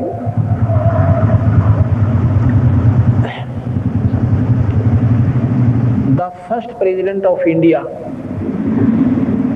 डॉक्टर राधा कृष्ण मेनन, ये भगवान कृष्ण के दृढ़ उपासक थे। उन्होंने चाहा कि मैं गीता जी का, क्योंकि विद्वान पुरुष भी थे, शास्त्र संस्कृत के जानने वाले भी थे, उन्होंने सोचा कि मैं गीता जी अपने ढंग से सॉल्यूशन करूं इसका हिंदी में। इंग्लिश के भी अच्छे राइटर थे वो। जब उन्होंने गीत, एक तो हम पढ़ते हैं स्वाभाविक ढंग से, और जब हम लेखन कार्य में आते हैं ना, फिर हमने सोच सोच के कलम चलानी पड़ती है। जब doctor Krishna Menon first president of India, Bharat के पहले राष्ट्रपति, उन्होंने जब ये लेखन कार्य शुरू किया, जब ये श्लोक उसके सामने आए कि उस परमात्मा की शरण में चला जा अर्जुन, उन्होंने लिखा है कि यहाँ मेरी बुद्धि ने काम करना बंद कर दिया। पहले भगवान कह रहे हैं मेरी शरण में आ जा, ये ओ परमात्मा कितना आ गया, उस परमात्मा का उसने बेरा नहीं पटा, और इसलिए वो कहता भी यहाँ हमने अविश्वास हो गया। अविश्वास क्यों हो गया? क्योंकि कबीर साहब के ज्ञान से सर्व ज्ञान जुड़ जाते हैं, नहीं तो अपनी अपनी डफली अपने अपने राग बताते हैं। एक बार 5 अंधे थे, 5 अंधे ब्लाइंड मैन, वो कहने लगे भी हम हाथी देखना चाहते हैं। एक बोला भाई 2 आंखों वाला था कि हाथी देखोगे कैसे? कहते हमारे हाथ है ना आंखों का काम करते हैं, हमारे को एक बार हाथी के निकट छोड़ दो। उसने उनकी पकड़ कर उंगली हाथी के पास छोड़ दिया कि ये सामने तुम्हारे हाथी खड़ा है। अब उसके चारों तरफ घूम जाते हैं, एक तो उसके सूंड को पकड़ के निरीक्षण करता है उसका पूरी तरह से। उसने देखा भाई हाथी कैसा है, निरीक्षण कर लिया। एक ने कान मिल गए, उन कानों के ऊपर का पूरा हाथ फेर दिया, कानों के ऊपर के। एक ने पैरों का निरीक्षण किया, एक ने पूंछड़ का, दूम का, एक ने पेट पर का सूत बैठ गया, उसके पेट पर का पूरा निरीक्षण करके अपने अपने हिसाब से वो उस हाथी की पूरी डेफिनेशन लेकर आ जाते हैं। एक ने पूछा भी कहाँ गए थे सूरदास? ने बोले हम हाथी देख कर आए हैं। बताओ भाई हाथी कैसा है, तुमने देखा कैसे? आके हम हाथों से देखते हैं, फिर बताओ तो कैसा होता है? एक कहने लगा कि हाथी होता है पाइप जैसा, जिसने सूंड पर का हाथ फेर रखा था। दूसरा कहने लगा ये झूठ बोलता है, हाथी होता है छाछ जैसा, छाछ सूप जो ऐसे पछोड़ते हैं ना, उसने कानों पर का निरीक्षण कर रखा था। तीसरा कहने लगा दोनों झूठ बोलते हैं, हाथी होता खंबे जैसा, खंबे जैसा, उसने पैरों पर के हाथ फेर रखा था। क्योंकि उन्होंने देखा, जो उनका हाथ लग गया वहां तक आए, आगे कुछ पाया नहीं। उन्होंने सोचा बस यहीं तक हाथी, आगे तो और कुछ आ गया। तो उन्होंने उस पैरों को ये मान लिया इतना ही हाथी है। चौथा कहने लगा ये तो तीनों बेवकूफ लगते हैं, इन्होंने हाथी देखा नहीं, हाथी बेल्ट जैसा होता है, उसने पूंछड़ पर हाथ फेर रखी थी दोम पर के। पांचवा कहने लगा ये चारों के चारों नालायक हैं, इन्होंने हाथी देखा नहीं, हाथी होता है बटोड़े जैसा। बटोड़े को ये नहीं जानते होंगे किसा उसे, एक उपले होते हैं ना गोबर के, इधर हरियाणा में उनकी एक ऐसे उनको रख के ना और ऊंचा टीला सा बना देते हैं, फिर उसको गोबर से ऊपर से ऐसे प्लास्टर कर देते हैं, उबड़ खाबड़ सा होता है और भारा बहुत बन जाता है। तो वो कहने लगा पांचवा कि हाथी उसे उपले रखने वाला बना हो पर उपले दरण का, उसको बटोरा कहते हैं, बटोरा। तो पांचों ने वो लग तो रहे थे उस हाथी के चारों तरफ, पर पूर्ण ज्ञान नहीं था। अब जो आंखों वाला है वो बताता है कि ये सारे अंग मिलके हाथी बनता है। These are the parts of the body of elephant। ये हाथी के शरीर के हिस्से बता रहे हो, ये सारा मिलकर हाथी बनता है। ऐसे ही हमने जो ज्ञान था वो ज्ञान इतना ही था उस अंधों वाले हाथी जितना। कबीर साहब ने ये सारे हाथी को सुचारू कर दिया कि ये सारा मिलके ऐसे बनेगा, ये सारा ही हाथी है, ये सभी भगवान है, लेकिन पूर्ण परमात्मा सतपुरुष है, ये इसके अंग है, ये सारे के सारे इसके पार्ट्स हैं।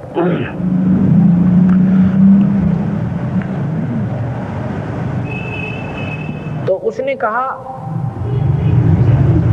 हे अर्जुन, तो ये 18वें अध्याय का 62वां श्लोक है। हे अर्जुन, तू सर्वभाव से उस ईश्वर की शरण में चला जा जिसकी कृपा से तू परम शांति, संसार से सर्वथा उपरीत अविनाशी परम पद को प्राप्त हो जाएगा, अर्थात तेरा फिर मरण नहीं होगा। 18वें अध्याय का 63वां श्लोक है कि ये गुप्त से गुप्त विज्ञान जो शरणागत को कहा जाता है, ये मैंने तुझे बता दिया, ये तेरी इच्छा भाई, जैसा तने अच्छा लगे वो कर ले। 8वें अध्याय का 8वां श्लोक, हे अर्जुन, अभ्यास योग से युक्त अन्य का चिंतन न करने वाले चित्त से परम दिव्य पुरुष का चिंतन करता हुआ शरीर छोड़ने वाला मनुष्य उसी को प्राप्त होता है। यानी योग अभ्यास योग से युक्त। आपने सुना होगा ज्ञान योग, भक्ति योग। ज्ञान योग क्या होता है? परमात्मा के बारे में जानकारी हो जाना ज्ञान योग कहलाता है। योग अभ्यास क्या होता है? नाम का सिमरन होता है। नाम उठत नाम बैठत नाम सोवत जागवे, नाम खाते नाम पीते नाम सेती लागवे, इसको अभ्यास योग कहते हैं। हम एक नाम का सिमरन देते हैं। इस नाम के सिमरन करते करते जब तुम्हारे प्राणांत होंगे उस समय आप सतलोक चले जाओगे, क्योंकि हम सतलोक का, सतपुरुष का आपको टिकट बना रखा है। इसका प्रमाण गीता जी में 8वें अध्याय का 8वां श्लोक दे रहा है कि अभ्यास योग से युक्त, यानी जिसकी शब्द स्वरत का अभ्यास बन जाएगा वो प्राणी अंत समय में और अन्य का चिंतन न करने वाले चित्त से केवल उस ईश्वर का साधना करने वाला, अन्य भगवानों की नहीं, अंत समय में चित्त से परम दिव्य पुरुष का चिंतन करता हुआ शरीर छोड़ने वाला पुरुष उसी को प्राप्त होता है। 8वें अध्याय का 9वां श्लोक है, जो परमात्मा सर्वज्ञ, सर्वज्ञ माने सब कुछ जानने वाले, अनादि सब पर शासन करने वाला, सूक्ष्म से अत्यंत सूक्ष्म, सबका धारण पोषण करने वाला, अज्ञान से अत्यंत परे, सूर्य की तरह प्रकाश रूप अर्थात ज्ञान रूप ऐसे अचिंत रूप का चिंतन करता है, वह भक्ति युक्त पुरुष, यानी जो परमात्मा सतपुरुष का जाप करता हुआ और फिर वो भक्ति युक्त मनुष्य अंत समय में अचल मन से योग बल द्वारा भरकुटी में के माध्यम में प्राणों को अच्छी तरह प्रविष्ट करके शरीर छोड़ने पर उस परम दिव्य पुरुष को ही प्राप्त हो जाता है। पुरुष माने भगवान, परम दिव्य पुरुष वो पूर्ण ईश्वर, पूर्ण परमात्मा। 8वें अध्याय का 22वां श्लोक है, हे अर्जुन, संपूर्ण प्राणी जिसके अंतर्गत है, संपूर्ण प्राणी जिसमें ये 21 ब्रह्मांड भी, ये 3 लोक भी और 7 संख ब्रह्मांड भी, अनंत कोट ब्रह्मांड भी उस परमात्मा पूर्ण ब्रह्म के अंतर्गत है। यहाँ कहते हैं, हे अर्जुन, संपूर्ण प्राणी जिसके अंतर्गत है और जिससे संपूर्ण संसार व्याप्त है, वह परम पुरुष परमात्मा तो अनन्य भक्ति से प्राप्त होने योग्य है। अनन्य का मतलब है ना देवी पूजना, ना देवता पूजना, ना कनागत निकालना, ना श्राद्ध निकालना, ना मंदिर मस्जिद में जाना, एक नाम का आसरा पूरे गुरुत लेके, और अनन्य मन होता है अन्य की भक्ति नहीं करे, एक में श्रद्धा हो जा। 15वें अध्याय का 4था श्लोक बताता है, उसके बाद उस परम पद परमात्मा की खोज करनी चाहिए जिसको प्राप्त हुए मनुष्य फिर लौटकर संसार में नहीं आते, जिससे अनादि काल से चली आने वाली यह सृष्टि विस्तार को प्राप्त हुई है। ओए होए, ये गीता जी में निचोड़ कर दिया है, जो अनादि काल से, ये 15वें अध्याय का 4था श्लोक, ये 15वें अध्याय का 4था श्लोक है कि अनादि जिस पर, उसके बाद उस परम पद परमात्मा की खोज करनी चाहिए। परम पद उस श्रेष्ठ भक्ति और उस ईश्वर की हमने खोज करनी चाहिए जिसको प्राप्त हुए मनुष्य फिर लौट कर नहीं संसार में आते, और जिससे अनादि काल से चली आने वाली सृष्टि विस्तार को प्राप्त हुई है। अनादि काल से किसी हुई है, ये पूर्ण परमात्मा से निरंजन मांग कर लिया था तप करके, ये सृष्टि विस्तार को प्राप्त हुई है। उस आदि पुरुष परमात्मा की शरण में मैं हूं, ऐसा विचार करते हुए उस परमात्मा का भजन करना चाहिए। अब विचार कर लेना।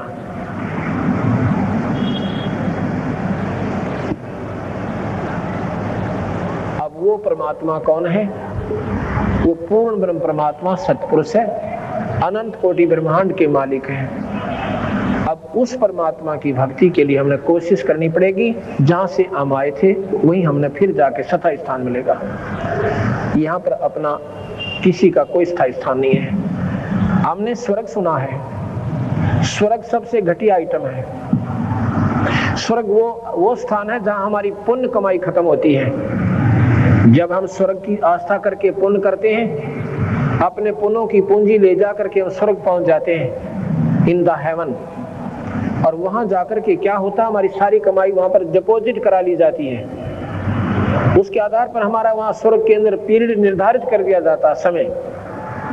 और जब वो पूंजी खत्म हो जाती है, वो पुण्य खत्म हो जाते हैं, हमारे को धक्का दे दिया जाता है, वो देव शरीर छीन लिया जाता है, जैसे मानव शरीर छीन लिया जाता है, और फिर नरक में ठोक दिए जाते हैं। नरक के बाद 84 लाख दुनियाओं में डाल दिए जाते हैं। अब ये हमारा स्वर्ग था।